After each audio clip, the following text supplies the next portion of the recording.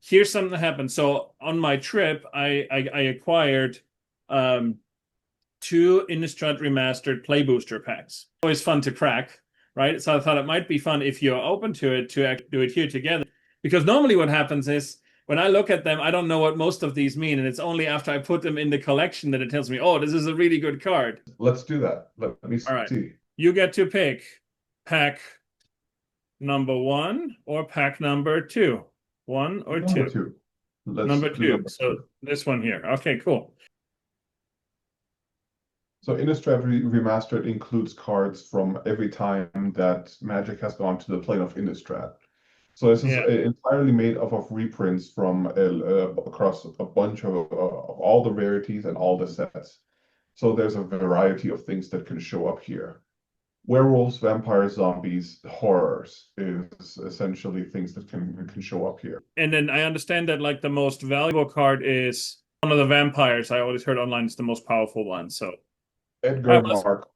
Edgar Markov. That's the one. Like a numbered Edgar Markov should be the most like the most valuable card or something like that.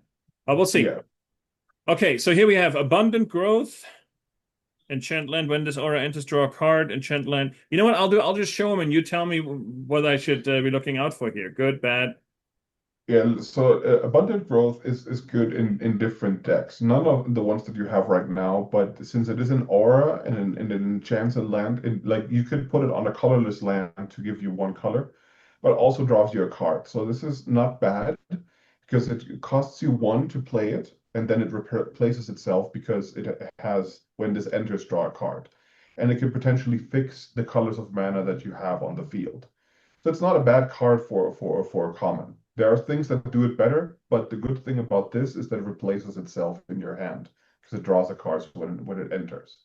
It has Very its cool. place in different deck styles, Enchantress Yeah. specifically. So we've readjusted. So next one is Crusader of Odric.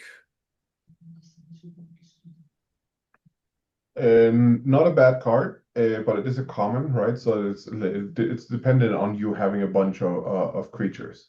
I think there are other cards that do it better, but yeah, not bad. Cool.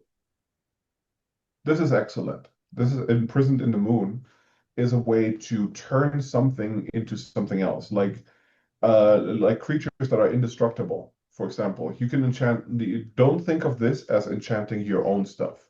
Use this as a removal spell. You put this on someone else's creature, and that creature is now a colorless land with add colorless, and it loses all abilities.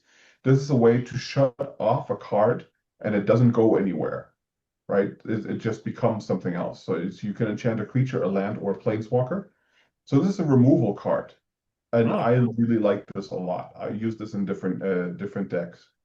No, nice. That's the first time I've seen it, so that's pretty cool.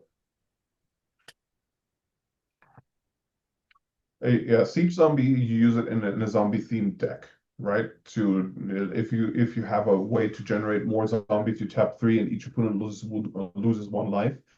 It's a good effect I mean, it's not super sought after because it is a common creature and it requires you to tap three others. Well, it and two more, right? But it's a repeatable effect, so it's pretty good for zombie decks specifically. That's cool. Actually, I have a starter commander deck called Grave Danger, which I've been meaning to try out, and I want to check this might actually be in there. And if not, it might make its way in there. That looks really good, potentially. All Yeah, right. if you have a way to create a bunch of zombies, or and also this doesn't require itself to tap, right? So you can use this ability and tap itself, even though it doesn't have haste, because it doesn't require itself to tap. It's just an ability that you have to tap three untapped zombies. Hmm. So you can do this with zombies that have just entered. It's a very interesting thing because of the timing of when you can do this. It's very good. The effect is very good, but you need to have a bunch of zombies to make it worthwhile. Gotcha. Cool. All right. Uh, Wildfield Scarecrow. I think so. This is essentially you pay two, you sacrifice it to search for up to two basic lands. So you should look at this as pay five to get two lands. Is this good? I think you can find lands for four and like even two lands, or for even three. So this is not very efficient. I think you have better ways of doing this. If you want it for redundancy, it can work, but I think there are better cards to find lands with. Yeah, like in other words, if you absolutely need more cards, you don't have any other cards in your collection that do it, use this one. Yeah, Village Messenger, and this on is the a other hand, werewolf in flips. Yeah. Moonrise Intruder. Uh-huh. And all the werewolves, they can be used for different things, but it has to be a dedicated werewolf deck. And the werewolf decks, unfortunately, are not very good because they are so hinged on the ability to be able to flip, right? So in this case, it says at the beginning of each upkeep, if no spells were cast last turn, you can transform it. So it's the whole werewolf mechanic, while fun, while designed with the transformation in mind, it's sometimes hard to pull off, especially in multiplayer games. Gotcha. Okay. Next is Soul So Cipher Board. it gives you card selection. Um, yeah, I've never seen this played. Okay. That'll be interesting just for that. Maybe how do I play this? But I hear you. Yeah, Next is Cathar's Call. I feel like I've seen this before somewhere. I think it's in one of the decks that you have. This is okay. So this is an enchantment. This is an aura that you would put on anything. So then it has vigilance, and you create tokens. So it's a good card if you want the effects. Yeah. So it's vigilance means it doesn't tap to attack, and then you create a white human creature token. So if you are in a deck where you want your creatures to attack and they have abilities where you want to tap them later, and you also want to create tokens because you interact with that, then it's a good card. It is these days more expensive, like 3 mana. It doesn't have flash or anything. It's a good enchantment, but it needs to be in a deck where you want ideally both of the effects, the vigilance and the token creation. If you are in a deck where you can leverage that, then that's a good inclusion. Hmm. Cool. All right. Howlpack Resurgence. We have Flash. That looks good. Each creature you control that's a wolf or a werewolf gets +1/+1 and has trample. So if I were to give the werewolf mechanic a try or add like unnatural growth in there and then add the Howlpack Resurgence, that's not a bad Yeah, idea. it's a great card for wolf and werewolf, right? Because it gives the +1/+1 isn't as important as the trample actually. Giving things trample is so you can potentially use this as a finisher in a wolf or werewolf deck, or somewhere where you can give each creature all the creature types, that which is also a possibility. So the Mm. good thing here is that it has flash, so it's essentially a combat trick, right? You can use Hmm. it as a finisher in the wolf or werewolf deck. That's cool. And then Honeymoon Hearse, which again I've seen a couple of times, I think. Yeah, so it's a vehicle that is not as good as other vehicles, I must say, because it doesn't have a crew cost. In this case, the ability to turn it into an artifact by just tapping whatever creatures is good, because it is a 5/5, so you could potentially just tap two 1/1s. So it is good in the sense that the power of your creatures, it could be 0/1 plants that you tap to make this into a creature, is good. But it doesn't do anything else. It's a 5/5 with trample essentially that requires you to have at least two other creatures to make it so. It can work, but I think there are better vehicles. Yeah, so there's a deck I've played recently, I think it's the Squirrel deck from Bloomborough, where basically any oh no, it's not a Squirrel deck, it's the Raccoon deck that allows everything to be a artifact creature at all times, essentially, as long as the commander's on the field. So that would during your basically game. make this one be much more effective. It would be less expensive, but realistically, you have a mid-sized thing that has trample, so it's not bad. Tireless Tracker.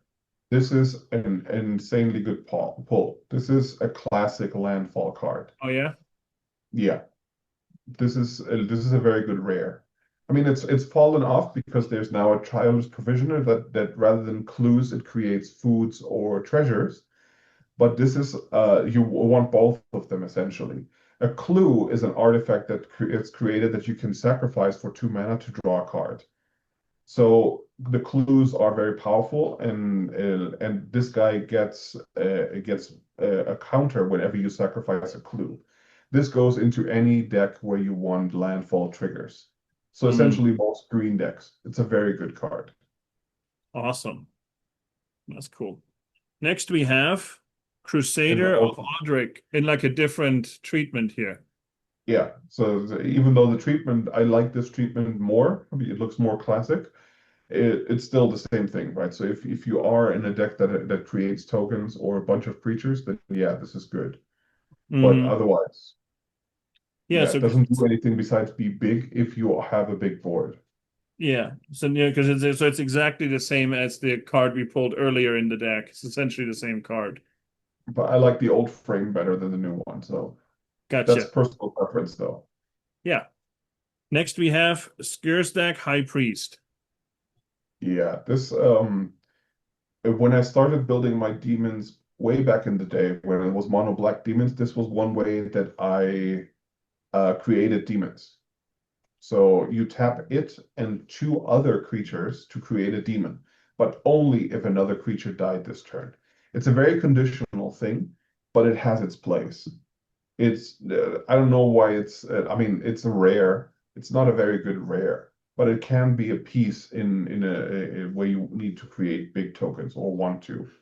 So it Mm, has its place, but nowadays there are way better cards that do something similar for unconditionally, right?